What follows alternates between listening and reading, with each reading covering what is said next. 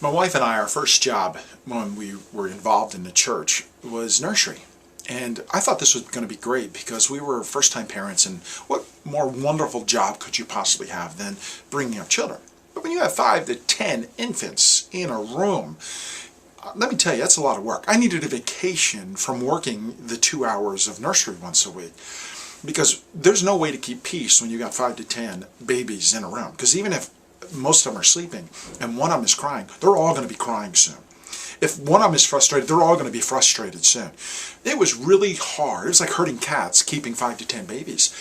And it was a few years later that we got moved out of that ministry into a different one. And I got to tell you, I was really relieved because I learned a valuable lesson. I really do love kids. Well, specifically, I love my kids. It's everyone else's kids that are a little sketchy.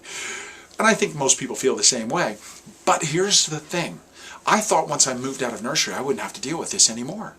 But then I started owning businesses and I found I'm back in nursery again. But now it's called adult nursery, or a job. We call it a job. I call it adult nursery because it seems like an overwhelming majority, about 70% according to Gallup, are coming to work not liking being there. They don't want to do what they're doing. And the problem is they end up acting like they did when they were in nursery. You got a group of people who are coming to work every day, and you probably have seen this, that are complaining and whining about everything. No matter what happens in the job, they complain and they whine. And you see this in nursery. If you ever worked it, babies cry. That's what crying is. Crying is a form of complaining. I'm tired. I'm cranky. I got a dirty diaper. I need this. I need that. That's what employees are doing. When their life isn't perfect, or when the boss isn't making it perfect, they're whining and complaining. Or another word for that is crying. You've got some, they just like to make a mess. They like to make a mess of the culture, the atmosphere, and they like to make a physical mess, leaving everything everywhere. You see this with babies. Try turning your back on a toddler, an infant, for 1 minute. That's all it'll take, and it'll destroy a full room. Even if you've just cleaned it, one can destroy a room in a nanosecond. It's the same thing at work. There's just certain people, they just like to make a mess of things as much as they can, and they don't seem to care, and then they move on to the next area. You have certain employees, they really like drama. They bring drama to work with them every single day. And this is like the baby in nursery who will have a temper tantrum. And what they're really trying to do is manipulate a parent or manipulate someone else to get what they want.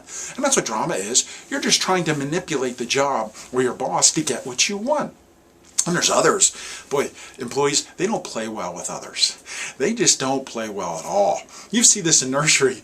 You put kids around toys, and the minute one kid is fascinated with the toy, one of the other children will start screaming, mine, mine, mine. I remember this happening so many times, or they'll rip it out of their hands. And you see that at work sometimes. Just the way the people, their attitudes are with other people. They have that mine, mine, mine attitude when they come to work. Some people really like to stir things up. They love gossip.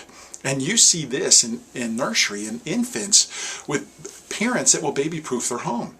They got to protect them. They bubble wrap everything because they're afraid the baby's going to get hurt. Well, at the workplace, managers and owners, they're afraid that people are going to get offended. They're afraid to get sued. So they start bubble wrapping employees. I'm afraid that the workplace is becoming adult nursery. And I think there's a way out of it.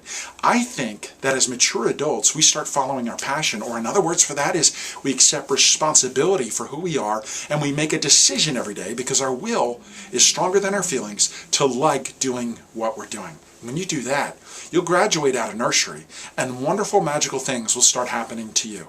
My name is Ed Carcarey, and I'd love to connect with you at edcarcarey.com. Find your passion, you'll find your life.